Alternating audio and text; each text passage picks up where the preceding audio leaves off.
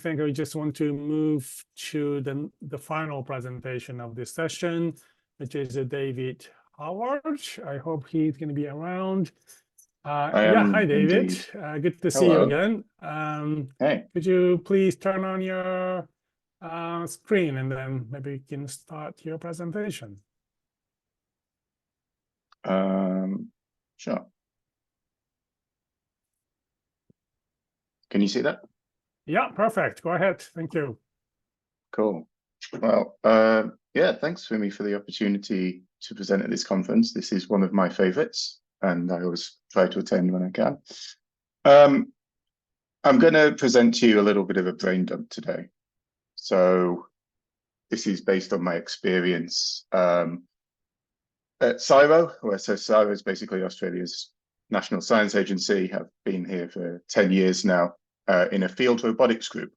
And what I'd like to do in this talk is draw some parallels between the goals of embodied cognition and embodied robotics and some of the work that we're doing in the sort of field robotics department as well.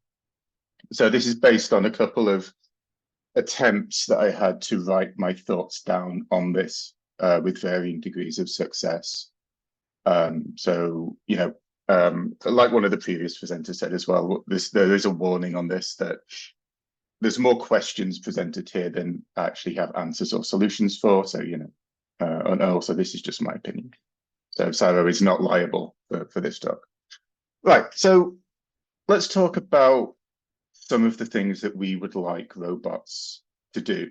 And what we're looking at really is going into challenging environments, and sometimes those environments are quite combative in that they're really out to test the limits of your robots. So in Australia, as well as other places in the world, of course, there's lots of issues caused by climate change. You know, we've got forest fires, we've got a huge amount of land mass here, and it's very hard to embed robotic platforms in the field, either to provide warnings or to actually help to combat these fires before they get too out of control. We've also, you know, we're lucky enough to have the Great Barrier Reef, which just sits just off the coast of Brisbane, which is where I'm situated at the moment.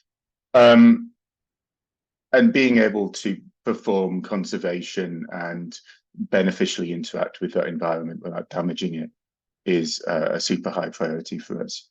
And of course, we're not just talking about natural environments either.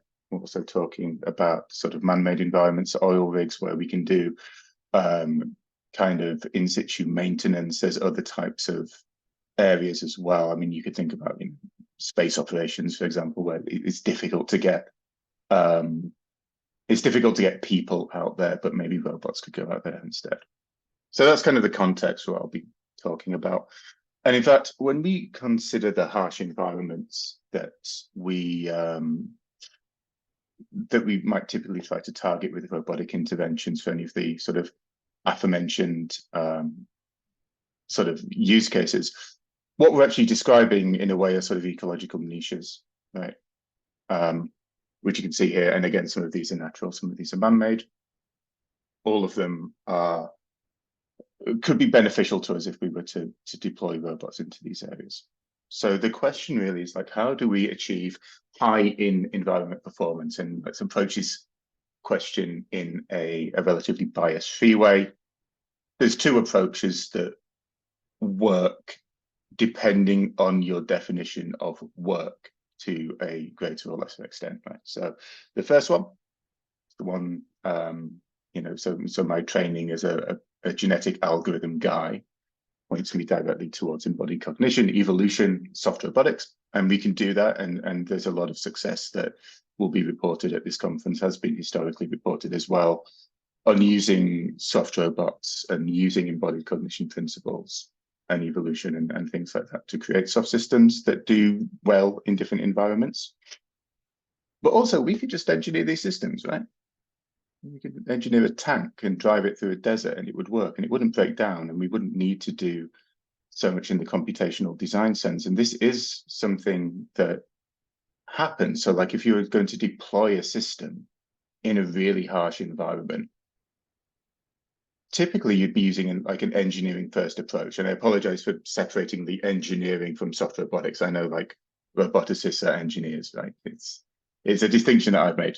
Feel free to write disparaging comments in the chat about that. However, what I'd like to point out is that there's a significant opportunity here for crossover between the fields and the collaboration. And like there's the way, you know, coming from my background in being in genetic algorithms and software robotics and being in a field robotics group with like 100 field roboticists, the approaches are very, very different, but they can learn something from each other.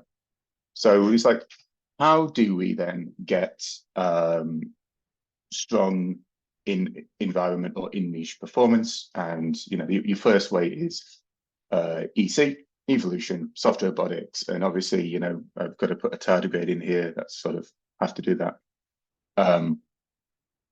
There's lots of examples of biological life thriving in niches, and like year on year, we actually find life appearing in places where it really shouldn't and adapting to things that, again, it shouldn't, like nuclear plants, for example, and volcanoes. And, you know, this is why we do software robotics, because the paradigm is so strong and so enticing. So just to illustrate what we can do, this is just using some illustrations of my lab so I can cheekily get some of the research we've recently done into the talk as well, while respecting the time limit. So one of the things that we've done is sort of multi-material fiber jamming tendons, where we can do sort of computational optimization of the tendon structure. We've got a rigid material, we've got a soft material. We just one-shot the whole thing on a PolyJet printer, J850. And then we can do this bio-inspired locomotion. So we can selectively jam different tendons, and then the soft system is providing some measure of embodied intelligence to a rigid leg, where we get the nice force transfer from the rigid components. And we can also tune in environment, and we can also loop the flexibility, the softness of the system to feedback from the sensors on the leg as well. So that's one way that we do it. And there's a picture of the leg with and without the tendon sheaths. The other thing that we can do is we can use evolution, right? So we use evolution to design what we want to do.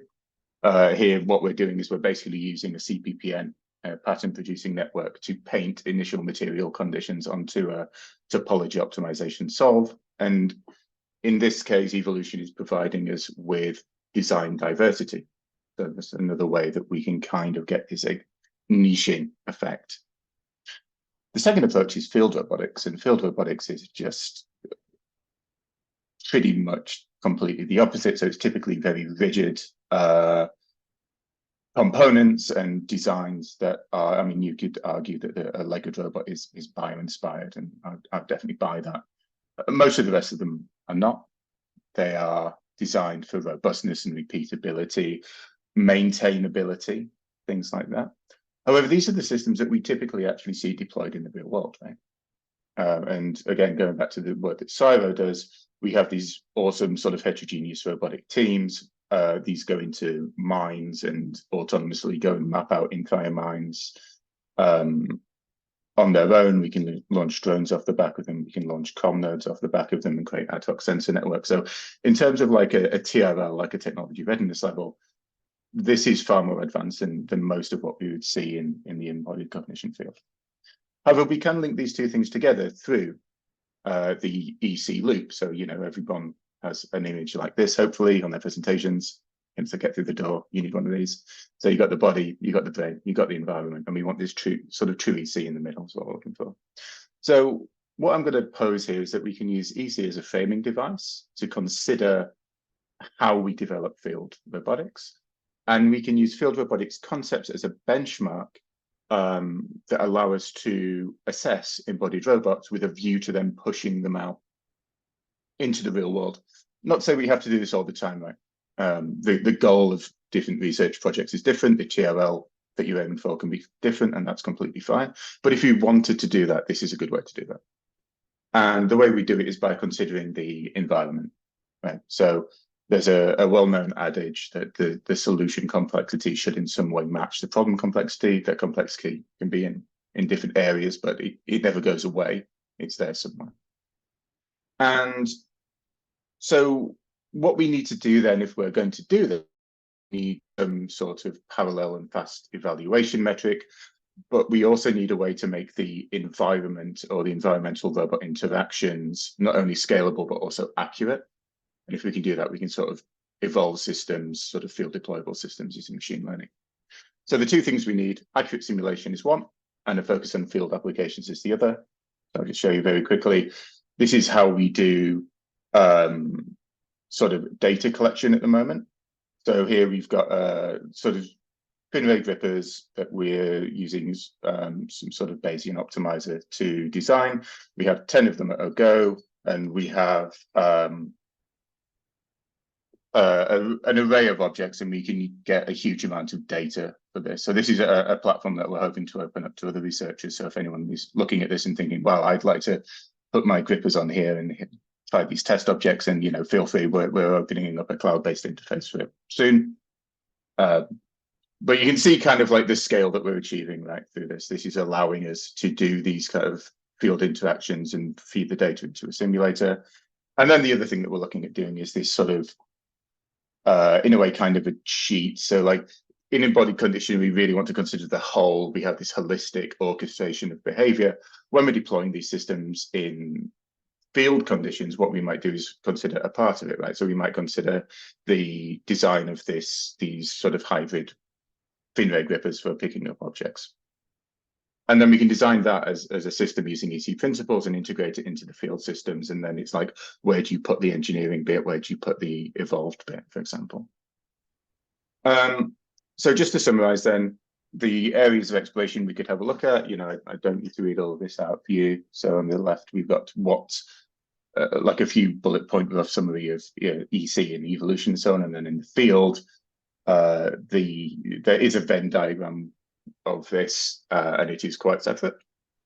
And then the question that I'd like to leave everyone is like, what is the cost of implementing an EC-based system over an engineered system?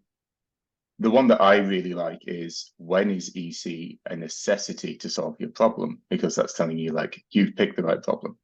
And finally, when does the benefit of doing this outweigh the cost?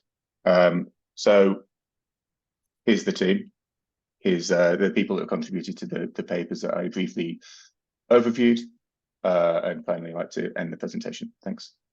Excellent. Thank you very much, David. Very inspiring talk, and so much efforts to integrating embodiment and evolution and soft robotics and the environment. I think this is really, really interesting.